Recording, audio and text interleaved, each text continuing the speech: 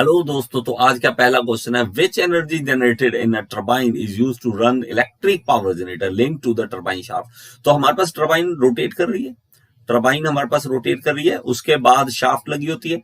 तो जनरेटर को कौन सी पावर आगे ट्रांसमिट हो रही है? तो ये होती है हमारे पास मैकेनिकल एनर्जी। तो मैकेनिकल एनर्जी आगे लेके जाती है, वो आगे ट्रांसफर होती है। Hydraulic machine falls under the category. तो ये कौन सी category? Simple machine, kinetic machinery, condenser या रोटोडायनेमिक? तो ये रोटोडायनेमिक मशीनरी होती है हमारे पास। हाइड्रोलिक मशीनरी को हम ये कहते हैं। Which type of turbine is a Francis turbine? तो फ्रांसिस कौन सी टर्बाइन के अंदर फॉल करती है category? Impulse, screw turbine, reaction turbine या टर्बो टर्बाइन? तो रिएक्शन टर्बाइन होती है हमारे पास। फ्रांसिस टर्बाइन सबसे अच्छी मानी जाती है और ये एक रिएक्शन टर्बाइन है। Which kind of turbine is a foreign turbine? तो ये टर्बाइन कौन से तरह की होती है? Inward flow, outward flow, mix flow या रेडियल? तो आउटवर्ड फ्लो टर्बाइन होती है, आउटवर्ड फ्लो टर्बाइन होती है। Stagnation point is a point in a fluid mechanics where the velocity of fluid at that point is. तो stagnation point वो point होते हैं जहां फ्लूइड वेलोसिटी उसकी जीरो हो जाती है। तो हमारे पास फ्लूइड की वेलोसिटी जीरो हो जाती है, उस पॉइंट को हम स्टैग्नेशन पॉइंट कहते हैं। Dash is the law employed in the derivation of stagnation point. तो कौन सा लॉ हम यूज करते हैं जब हमने डेरिवेशन करनी होती है स्टैग्नेशन पॉइंट की? Hooke's law, Poisson's law, second law of thermodynamics या फर्स्ट लॉ? तो फर्स्ट लॉ ऑफ थर्मोडायनेमिक्स हम इसको यूज करते हैं। Dash proves that the static pressure is maximum when the velocity is zero. तो जब वेलोसिटी जीरो हो जाती है तो मैक्सिमम हो जाता है प्रेशर। कौन बताता है, कौन ये प्रूव करता है? थर्मोडायनेमिक्स के लॉ प्रूव करते हैं, बर्नौलीज इक्वेशन, हुक्स लॉ या प्रिंसिपल ऑफ कंटिन्यूटी? तो बर्नौलीज इक्वेशन ये बताती है, हमारे पास बर्नौलीज इक्वेशन बताती है कि हम अगर वेलोसिटी को जीरो कर देते हैं, काइनेटिक एनर्जी हम जीरो कर देते हैं, तो हमारे पास जो स्टैटिक प्रेशर है वो मैक्सिमम हो जाता है। Total pressure is an addition of the static pressure and dash. तो स्टैटिक प्रेशर और उसमें क्या जोड़े कि टोटल प्रेशर आ जाए? तो टोटल प्रेशर जोड़ने के लिए हमने स्टैटिक प्रेशर और डायनेमिक प्रेशर को ऐड करना होता है। तो टोटल प्रेशर जो है हमारे पास वो static pressure plus dynamic pressure होता है। Maximum number of jet generally employed in the impulse turbine without jet interference can be. तो हमारे पास देखिए, जो हमारे पास टर्बाइन है उसकी ये बकेट्स होते हैं। देखिए इंपल्स टर्बाइन होती है, उसके बकेट्स होते हैं ये वाले। तो उसके अंदर हम क्या कहते हैं, नोजल्स लगाते हैं। नोजल एक यहां लगा दी, एक यहां लगा दी। इस तरह से कितनी नोजल्स लग सकती है मैक्सिमम हम कितनी लगा सकते हो? वो होती है 6। नंबर ऑफ जेट कितने लगा सकते हो आप? 6 लगा सकते हो।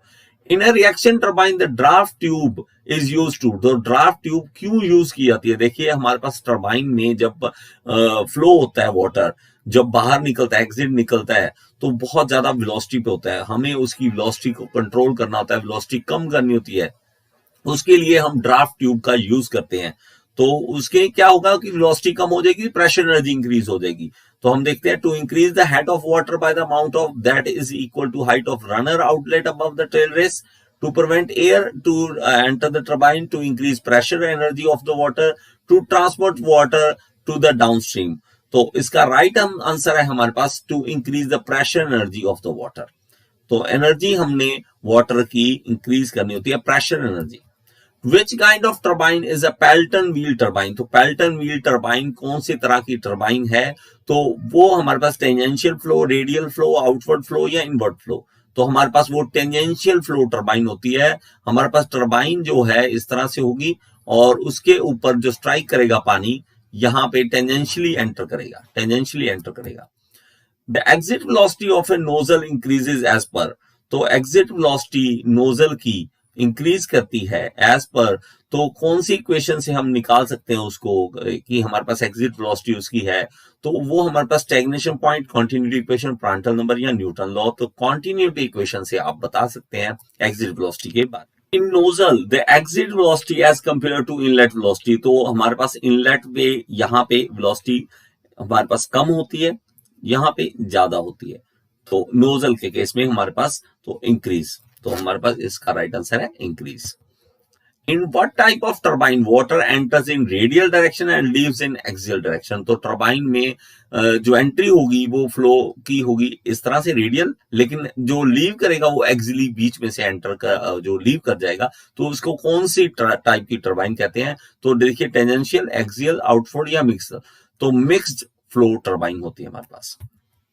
How many type of turbine can you classify on the basis of direction of flow through the runner? तो देखिए जब रनर के अंदर एंट्री होती है तो तीन हमारे पास ये देखिए, एक तो ये है कि टेंजेंशियल फ्लो, टेंजेंशियली एंटर कर सकता है, एक कर सकता है वो रेडियली एंटर कर सकता है, और तीसरा कर सकता है वो एक्सियली, इस तरह से यहां बीच में से एंट्री कर सकता है एक्सियली। लेकिन एक फोर्थ कंडीशन है जिसमें हम मिक्स देख सकते हैं कि रेडियली एंटर करे और एक्सियली लीव कर जाए, तो ये हमारे पास केस हो सकता है। तो चार तरह से हम इसको डिफाइन कर सकते हैं। into how many types can you classify turbine on the basis of head at the inlet? Head के हिसाब से हमें तीन तरह का मिलता है, जिसमें हम लो हेड कहते हैं, लो हेड, मीडियम हेड और हाई हेड टरबाइन बोलते हैं उसे। तो तीन तरह से आप क्लासिफाई कर सकते हैं। Compressible flow is a flow that deals with, तो कंप्रेसिबल फ्लो हमारे पास कौन डील करता है, किसके साथ करता है, fluid temperature, fluid pressure, fluid density या फ्लूइड ज्योमेट्री। तो हमारे पास फ्लूइड डेंसिटी होता है, कंप्रेसिबल फ्लो इसके साथ डील करता है। The efficiency of draft tube is the ratio of, तो ड्राफ्ट ट्यूब जो हमारे पास मैंने अभी डिस्कस किया, ड्राफ्ट ट्यूब होती है हमारे पास, वो कुछ इस तरह से मैं आपको दिखा दूं एक बार, यहां पे इस तरह से होती है। तो ये जो ड्राफ्ट ट्यूब का ये साइज आगे जाके इंक्रीज कर जाता है, आगे जाके साइज इंक्रीज कर जाता है ये। तो ये क्या होता है कि हमारे पास यहाँ पे वेलोसिटी होती है ज्यादा, लेकिन हम यहाँ पे वेलोसिटी की डिक्रीज कर देते हैं वेलोसिटी। तो इसका रेशियो देखना होता है हमें, वेलोसिटी का रेशियो देखना होता है, काइनेटिक एनर्जी का रेशियो देखना होता है। यहां मान लो आपने कम कर दिया है, आपने मान लो कि एक मैं वैल्यू कोई भी एक वैल्यू ले लेता हूं एनर्जी के रूप में, काइनेटिक एनर्जी के रूप में ले लेता हूं कि यहां हमारे पास 50 जूल काइनेटिक एनर्जी थी और यहां पे मेरे पास ज्यादा थी, मान लो 100 जूल एनर्जी थी।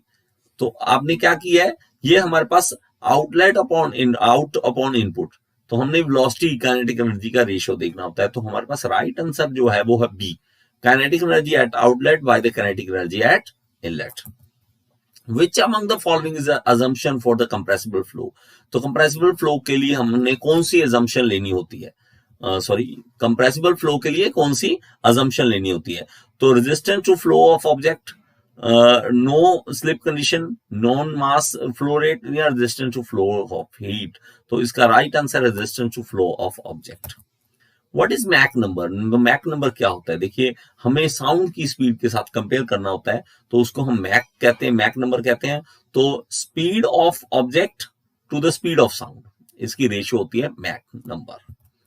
Draft tube are not use in which of the following turbine, तो कौन सी टरबाइन में हम यूज नहीं करते हैं ड्राफ्ट ट्यूब को, फ्रांसिस, रिएक्शन, कैप्लन या पेल्टन। आपने याद करना है, इम्पल्स टरबाइन में नहीं यूज होती है ड्राफ्ट ट्यूब, बाकी सब में होती है। तो हमारे पास रिएक्शन टरबाइन है, ये भी रिएक्शन टरबाइन, रिएक्शन टरबाइन है, तो इसमें हम ड्राफ्ट ट्यूब का यूज करते हैं, पेल्टन में नहीं करते हैं। Cavitation in a draft tube occurs when, तो कैविटेशन ड्राफ्ट ट्यूब में होती है, लेकिन कब होती है, क्या कंडीशन है हमारे पास, temperature difference, pressure difference, kinetic energy difference या डेंसिटी ऑफ फ्लो। तो प्रेशर ड्रॉप के कारण, प्रेशर कम हो जाए तो कैविटेशन हो सकती है।